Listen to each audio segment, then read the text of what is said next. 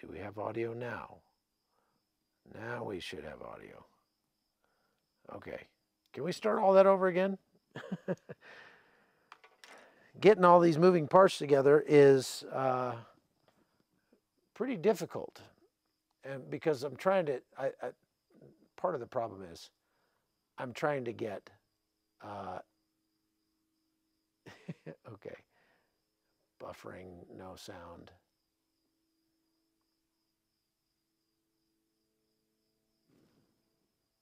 Okay, hear me now.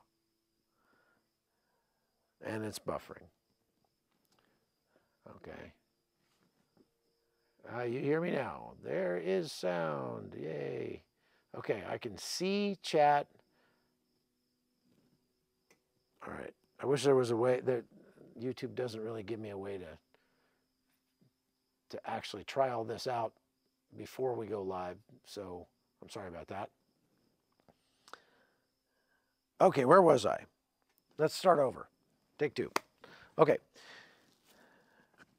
And if it's buffering, I'm sorry about that. Yeah, of course, bandwidth is going to be a problem everywhere you go in the war zone. And I'm pretty far up there in northern Israel tonight. I just want to check something on my...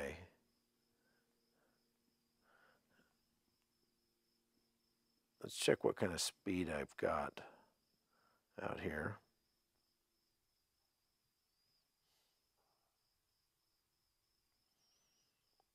We don't have much in the way of speed. Okay, so here's how we can do this. I'll give you a choice. You want me to keep rolling with what I've got, or do you want me to work on the bandwidth and then start a new live? You tell me. If you want me to start a new one and get some better bandwidth, I can do that, and we'll just delete this one and pretend it never happened, or we'll just keep rolling with what we've got. You guys tell me. Okay, and this is what happens when I'm pretty much doing this whole thing by myself. At least I'm the only one here tonight. Sounds and looks good on your end, Ellie and Skip. Okay. Okay. All right. Well, we'll keep rolling with what we got then. All right.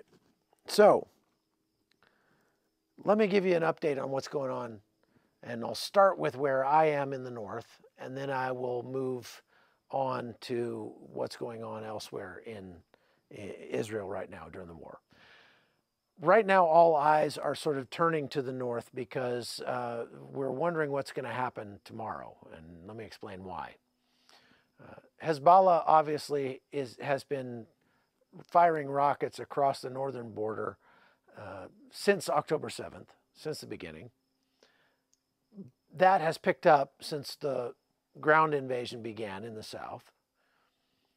People have been worrying about Hezbollah for quite a while because Hezbollah is purported to have maybe 150,000 rockets, and if they tried to fire a whole lot of them all at once, it could overwhelm the air defense systems that Israel has been employing just magnificently since the beginning of the war. So that could be a problem. Now, up until this point, Hezbollah has not been firing that many rockets, and whenever they do, Israel fires back and eliminates wherever it got fired from. So maybe Hezbollah has not wanted to fire that many rockets because they don't want to get their rocket crews, smoked every time they try to fire some rockets. Or maybe they're just waiting and, holding up, waiting, and they're going to launch them all at once. We don't know. What we do know is that the leader of Hezbollah is a guy named Hassan Nasrallah, gave an ultimatum to Israel back in like a day or two ago, and said that if Israel doesn't stop its attack on Gaza, that Hezbollah will enter the war come Friday. That's tomorrow, right? Get a drink here. Now, let's talk for a minute about what that might look like, because Hassan Nasrallah is giving a speech tomorrow, Friday. It's set, and so everybody's kind of wondering what he's going to say. Is he going to declare war on Israel? Now, we're also hearing that the Yemeni Houthis are declaring war on Israel and are saying that they are going to take their substantial air force of jet fighters and come over here and bomb Israel with them. That's kind of funny, actually, because the Houthis are a rebel group. They're a very primitive rebel group.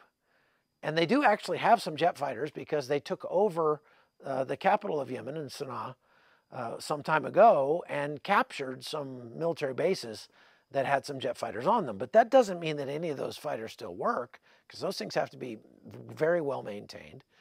And it doesn't mean that they've got anybody who knows how to fly them either. They could probably figure out how to get one off the ground. It'd be a one-way trip, I bet. So I wouldn't be too worried about the Yemenis, and I don't think Israel is very worried about them either. Yemen has been firing rockets and drones from Yemen all the way to try to hit Israel, and the United States has been shooting them out of the sky. Israel has shot a few out of the sky. So far as I know, none of them have actually hit Israel yet. And so I don't think anybody's really, the Houthis are kind of like a mosquito. They're just kind of an annoyance right now. But let's see what happens up here in the north when Hassan Nasrallah gives his speech tomorrow. And if he declares war, they say that they've got 100,000 fighters. I don't think they actually do. Again, when you hear these kind of numbers, you have to take them with a grain of salt. Those guys are like chihuahuas. They think they're much bigger than dogs than they really are. They think they're much scarier than they really are. And they like to talk a big game. That's part of the Middle Eastern mindset. They like to talk trash. It's also, these guys sort of posturing and trying to make themselves look good, because they're actually not speaking so much to Israel as they are to their own people. So they're saying, yeah, we're tough. We're big, tough guys. We're going to hurt you. It's going to be the mother of all battles. And then they kind of, So I'm not making a prediction necessarily of what Hassan Nasrallah is going to say tomorrow, but I am saying that some of the numbers you hear in the news are not really numbers that you need to worry about. We've seen the same thing. I said that on the earlier live that I did today on my channel from, where was I? Oh, Gaza, from the Golan Heights. I've been all over the place today. If you want to see the lives that I do on my channel, which are a little more personal, I can actually go through the comments a little more because there are not as many people online. You can go to Hot Zone, the Hot Zone podcast on YouTube. Hot Zone Holton @gmail.com is my email address if you want to email me a question, and I'll have time to actually ponder it, think about it, and maybe answer you online or else on email. You can also go to chuckholton.locals.com to follow all of my work, including my books that I've written, my movies, and things like that. A lot of people have been watching my newest documentary, which is called Armenia, A Love Story. It's won more than 10 awards already. And I've been getting a lot of great feedback from viewers like you who have gone to see that. You can go to armeniamovie.com and watch that movie, or just go, like I say, to my locals page, and it's on locals as well. But armeniamovie.com is a place you can see the trailer, and you can look at see what it's all about. And again, a lot of people have been liking that. Okay, let's talk more about Hezbollah. How many fighters does Hezbollah really have? They say they have 100,000 fighters. Why is that probably not true? Because, as I've said before, a lot of times people will associate themselves with the cool kid on the block. But when the chips are down and it's time to maybe go die, they might not associate themselves with the cool kid on the block anymore. And sometimes that you can imagine there would be a political bonus for you. There'd be some political benefit to you if you lived in Lebanon and you were surrounded by people who were Hezbollah, for you to go, yeah, Hezbollah, I'm one of you, you know, and then when it's time, they say, great, pick up a rifle and go attack Israel. You go, yeah, I got something else to do. So and again, they have every reason to exaggerate their claims of how big they are because they're trying to posture. This is all what you call brinksmanship. And the United States does it too. Israel does it too. Everybody engages in brinksmanship. That's part of the political process. But it's kind of like a game of chicken. And boy, you better not cross that line or else. And sometimes when that line gets crossed, they go back up and make another line. Sometimes it actually goes badly. I am sort of an optimist, even though I've been doing this job for 20 years. Actually, because I've been doing this job for 20 years, I've seen so many times when everybody was losing their minds and setting their hair on fire about the next terrible thing that's going to happen, and it doesn't actually work out, doesn't actually happen. You understand that news organizations get a lot of ratings by making it seem really, really bad. And when it comes to news, it's kind of our job to report the bad things that happen or the out of the ordinary things that happen in a place. But if you haven't been to that place personally, it sort of gives you a skewed understanding. Okay, appreciate that, Crutch. It gives you a skewed understanding of that place or what's actually going on because you're not there. And so you're only seeing the sliver that the media wants to show you, which is the out of the ordinary stuff. So think about it this way. Let's say you live near a large freeway, and one day there's a 17-car pileup on the freeway, and that makes the local news. And you go, wow, that's bad. You know, so that's real news. You need to know that kind of thing because I'm not going to take that road today. And it's out of the ordinary, so you want to know about the out of the ordinary stuff. They're never going to make a news report and say, nothing happened on the freeway today. They're only going to tell you when the bad things happen. But you drive that freeway regularly, so when you hear the local news that's out of the ordinary, you can put it in the context of, wow, that never happens. That's really amazing. That's weird. Okay? But when the news media goes to a place like this, and reports on the out of the ordinary things that are happening here, but you've never been here, or at least you're not here now, in your mind, you don't have really any context in which to place that news and understand it correctly. So you're going to, in your mind, the bombs falling, the people dying, all that kind of stuff becomes like the ordinary to you that's your ordinary understanding of that place. And so you get really worried and you think, oh my goodness, I'd never go there. I'm not going to go to, I mean, to this day, there are people who would never consider going to Colombia on vacation because, I mean, Colombia, the Medellin cartel, you ever hear about Pablo Escobar? I mean, I'm not going there. Well, Pablo Escobar died, what, in 1991 or something? So he's been gone for a long time. And actually, Colombia is pretty safe now. I go to Colombia on vacation all the time, and it's actually very, very nice and cheap. But there are still a lot of people who still have that sort of lagging understanding of the dangers there because they watched the news in the 80s and 90s. And they heard about the cartels, and they heard about Pablo Escobar. They heard about all the terrible things that happened in Medellin and around Colombia. And so they just have this residual sense of fear about that place, even though it's not like that anymore. So one of the reasons why I'm doing these sort of long form shows on YouTube is so that you can come and get a better understanding about some context. to what's happening here. So let's talk about that. For example, for the last 2 days, I've been in Judea and Samaria, well, actually Samaria, which the media will call the West Bank. And again, if you've watched the lives that I did from there, you understand a little more about that because I talked about it, but I'll just give you a quick overview. The West Bank, it was called the West Bank when Jordan controlled that area for 19 years. And it's west of Jordan. They call that the West Bank. That doesn't make sense. It's because Jordan is to the east of Israel, and that was west of Jordan. That's why. So, but it's biblical Judea and Samaria. So I was in Samaria, and I was in one of those settlements you've heard so much about, and people in the media will say that that's such a terrible thing.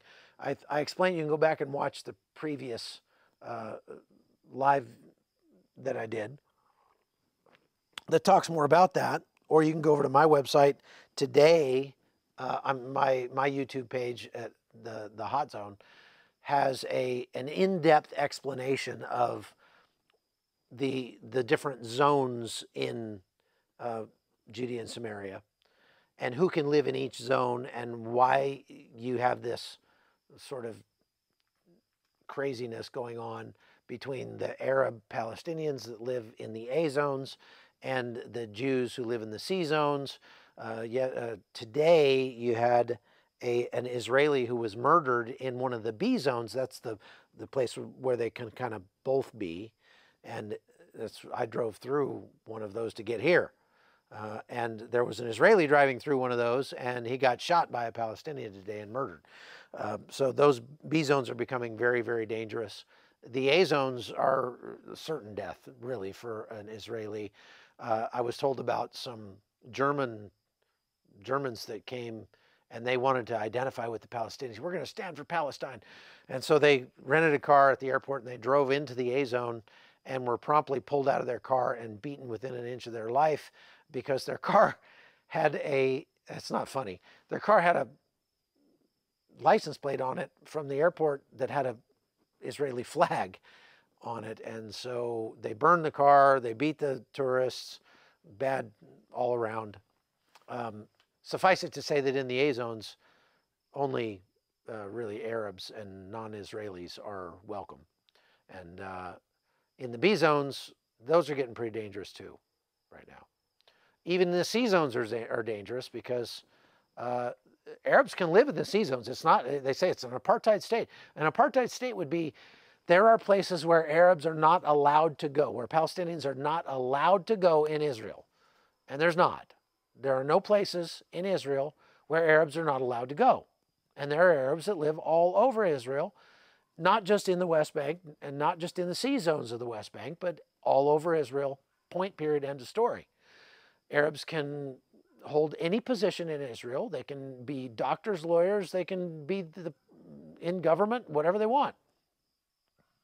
So it's very disingenuous and intellectually dishonest to call Israel an apartheid state, because Israel does not force Arabs to only live in one area. They do actually force Israelis to stay out of certain areas. So if anything, the apartheidness of Israel is against Israelis, but it's only for their own safety, because they will be killed if they go into those certain areas. Israel has done raids into the A zones in Judea and Samaria since the 7th of October, because there are terrorists and terrorist sympathizers hiding out in there. They have so far arrested over 1,200 people in those zones and have dropped bombs on some people as well. I drove by today a pizza shop that had used the photograph of one of the hostages in its marketing literature, mocking the girl that had been kidnapped and taken to Gaza. And the Israelis didn't like that one bit, so they took a bunch of bulldozers in there and bulldozed dirt right into the front of their shop and absolutely closed their shop for good. Thank you for the super chat. You can donate to CBN by hitting that super chat thing down at the bottom, or by going to cbn.com And I encourage you to do so. We need all the donations we can get to keep up this good reporting, and to obviously we do a whole lot more than that through Orphans Promise, Operation Blessing, and all the philanthropic work that CBN does around the world. To say nothing of the eternal benefits that we give by showing people the gospel. Very often when we do stories, when I've done stories around the world, it's amazing how God just works it out so that the right person who needs to hear that story at that time in that way happens to be flipping channels, and whoa, a helicopter, I like helicopters, or whatever, and they watch that story and it just hits them just right in their soul. And at the end of the story, they call CBN and they pray and receive Christ and give their life to their Creator because of some news story that we did. It happens all the time. Literally thousands of people a year are having their lives changed eternally because of what CBN does. And that's one of the reasons I love working for CBN. I have worked for other agencies, and I do work even now for other agencies, but CBN is the one that I call my home, because they're just a great place to work, and they do very important eternal work around the world. All right, back to Israel. So moving to the south, I will just give you a quick update from what I know. I've been in the north all day, but I'll give you a quick update on what's happening down there. The IDF continues to push into Gaza and has been absolutely smoking dozens of terrorists from, I mean, anybody who opposes them goes down. You're hearing tons and tons and tons. I mean, just about the only thing you're hearing from the mainstream media is about the plight of the people in Gaza. And let me just explain something to you that you're not going to hear on the mainstream media. Today, Israel opened 2 water pipelines into southern Gaza to provide clean drinking water in the millions of liters to the people there. You're probably not going to hear that in the news on TV. They also have been not only allowing humanitarian aid to come in through the Rafah Gate in Egypt. They have also, I found out today that they have IDF soldiers down there that are checking all of the trucks that come through to make sure that they don't have weapons in them. And then they've allowed like 190 trucks through with humanitarian aid. Some of that aid is provided by Israel. So again, you're not going to hear that in the mainstream news. Israel is doing everything it can. They're still dropping leaflets on northern Gaza saying, if you're not a terrorist, get out of northern Gaza. If you can't get out of there, go to these certain safe spaces that we've designated within the northern part of Gaza, that we won't shoot you if you're over there, as long as you're not shooting at us. And again, Hamas is forcibly keeping people in those areas to die because they're using them as human shields. They do not care one thing about their people. And so if those people die in the process of the IDF going in and killing the terrorists, it's not the fault of the IDF. I don't think you could logically make the case that the IDF should do nothing after what happened on October 7th. They are doing what they have to do to make sure that they can safeguard their people. And in reality, Hamas could stop this right now. All they'd have to do is release 200 or so hostages, and they could talk ceasefire. But as long as there's a couple hundred hostages in there, Israel's not going to talk ceasefire. They're going to keep going. I don't know if you can hear that. Sounds like a mosquito or a weed eater in the sky, but it's a drone. It's an Israeli drone. At least I hope it's an Israeli drone. We've had some drones from Hamas that have been sent across the border, suicide drones that crash into stuff. When I got here tonight, 2 missiles had just landed in Kiryat Shemona, right down the hill. And I actually have some video of that I can show you. Let's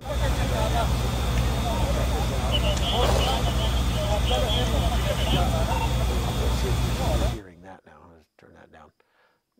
I'm going to turn the audio down on the media because there's no talking in there. That's a car behind those policemen that was blown out of this parking spot right here. That's where the car was parked, and now it's a crater.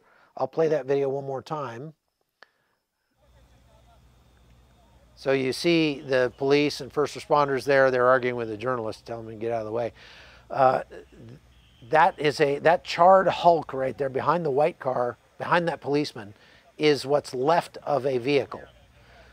It's hard to even tell what that is, but there's the crater in the parking space where the missile landed. It also blew up let me go back to me. It also blew up the store right in front there. I was talking to Dalton Thomas, whose house I'm at tonight, and he said, that's where I buy my computer stuff, is that store that got blown up, because he lives up here. So not funny at all. It was terrible, and one person was seriously injured and another person lightly injured by that strike. There was another strike that started the forest on fire up above Kiryat Shemona. But as I was there, if you go back and watch the live that I did from down there, now I can show you the footage because it's not live. They don't. The reason that when I was showing you the live footage, I had my phone like right here and I was facing me and not showing you anything in the background is because I can't do live broadcasting from someplace where a rocket just landed, or I will be broadcasting exactly where the rocket landed while there are first responders still trying to put the fire out, and Hezbollah could launch another rocket and could hit that same spot, and they call that a double tap. So I was in a different spot and I was keeping the phone close, and I wasn't going to show you that footage live. I can show it to you now because they've cleaned it all up and that's fairly empty down there. But suffice it to say that after those 2 rockets came in, the IDF fired probably over 100 rounds into Lebanon. It was like boom, boom, boom, boom, boom. They were like taking it to them. They have a lot of troops up here. The IDF does, and that's no secret. It would be good if Hezbollah knew that. There are an awful lot of IDF troops up here on the northern border, and they are ready for whatever comes. I don't think it's likely, to just be very frank with you, I don't think it's likely that, let's see, it's 10:45. I don't think it's likely that Hezbollah is going to like flood across the border with 100,000 troops. It's just not likely to happen. They would get smoked in short order if they tried that. And I think what is likely to happen is there's going to be a lot of rocket fire tomorrow. There's going to be a lot of back and forth. Actually, Ryan Macbeth said on his video about it that it's like they're playing tennis with missiles. And that's a very good word picture there. But that's about what it's like, just back and forth and back and forth. So I've got some questions here. Any legitimate talk of a temporary truce? Joe Biden said that he's pushing Israel to declare a temporary truce. Israel does not see the point in declaring a temporary truce. That would be a victory for Hamas, and Hamas would claim it as such. That would be, because as I've always told you, if you've been listening to these things, the main battlefield here is not in the south in Gaza. It's not up here in Kiryat Shemona. The main battlefield is the information battle space in cyberspace.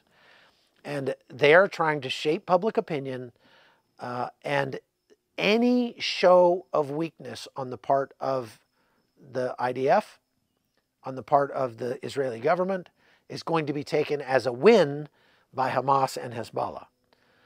And the rest of the Arab world is going to see that and go, oh, well, they're weak. See, they only respect the strong horse. And not only that, but Benjamin Netanyahu has to face his own people. And he's already getting pretty crucified in local media for allowing them to pump water into Gaza and aid across the border from Egypt. The Israeli people are still really, really mad about 1,400 of their people being killed and a couple hundred people kidnapped. They're really upset about that still. And so anything that looks like extending a hand of friendship to Hamas or anybody down there is going to be seen as weakness on the part of the government, and they can't afford that. I'm not making a prediction. I guess I'll just say it this way. We will see how much backbone the government here actually has in the coming days ahead. We will see. If I had to make a prediction, I would say that, well, let's put it this way. If they do declare a temporary truce, that will tell you something very important about the United States' relationship with Israel and how much power we have over Israel. Because I can promise you, Israel, the Israeli government, the IDF, the Israeli people do not want any kind of ceasefire right now, any kind of truce. Their thinking is Hamas can end this right away. All they have to do is return our hostages. If they return our hostages, then maybe we can talk about a ceasefire. But until that point, we are going to systematically dismantle Gaza and anybody else who messes with us. But, and so not before we get our 200 people back are we willing to talk. That's how the people here feel. So we'll see how much sway the United States actually holds over Israel in the days ahead. Any other questions? You can go ahead and put them up there. Again, I can't read them all. And I've only got a few minutes left, but go ahead and ask your questions. Yeah, no truce, no truce. Well, somebody says the Israeli government needs to release the footage that they showed to the journalists. I've seen some of that footage, and I'll tell you what, there's enough out there. If you have two brain cells to rub together, you can see the footage that's already out there and make a decision that this actually happened, that they're not exaggerating what happened. Trust me on this. From a guy who's been doing this job for 20 years, I've seen some of that footage, and you don't want to see it. The only people that I would say need to see that footage are people who actually believe the lie that this is Israel's fault, or that Israel deserved this somehow, or that it didn't happen, or it's being exaggerated. If you believe any of those lies, please go look up that footage and watch it. I hope you see it. For the rest of you, it's war porn. Don't do it. You don't need those images in your brain. You can't unsee the stuff that I've seen. And it's not pretty. It's the kind of stuff that'll come back to you in your dreams. Trust me.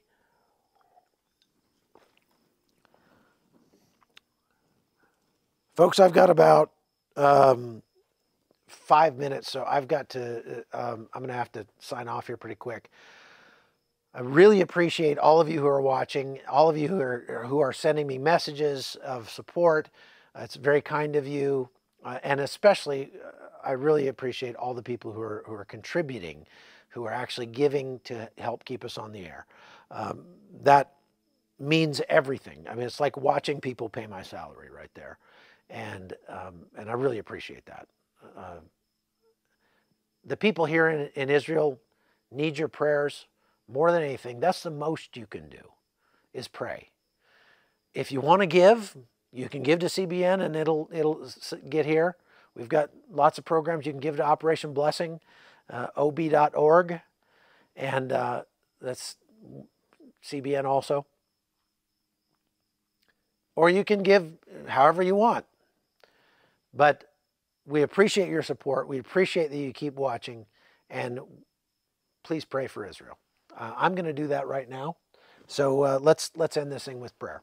Lord Jesus, I just thank you so much for giving me the opportunity to come over here and see prophecy being fulfilled and history in the making. Even to see the people who are hurting, who have lost loved ones, who are showing me the pictures of their family and friends who have been murdered by Hamas. I thank you for that, Lord, because somebody needs to see it and tell the story. And if I am privileged enough to be here and see it, and I can get the word out to the rest of the world, then the world can help, can do something about it. I'm just one guy, but you can multiply my efforts at telling the story, and many people can gather around and can support Israel. So I pray, Lord, that you would do that. I pray for peace in this land. I pray that you would cause Hamas to just see 10-foot-tall angels coming at them and drop their weapons and give up. It's the best thing for everybody right now. So I just prayed, Lord, that you would keep Hezbollah back, that they would be confused and disoriented and angry with each other and divided in their opinions. And so they couldn't come to a consensus, Lord, about whether or not to attack Israel. And I pray that you would protect the people in the north here, those 250,000 people who have been pushed out of their homes because they live too close to the border. I pray that you would comfort them and that you would bring them home soon so that they can get back to their daily lives. All those Arabs and Palestinians, Lord, who are unable to go to work now because they work in the outside of the West Bank. They work in factories that are owned by Jews. They've been given jobs by Jews, but now all of those things are shut down because of the tensions here. And those people have hurting families too. They have children that need to eat too. So please be their provider. Help them to have the courage to stand up against the leadership that would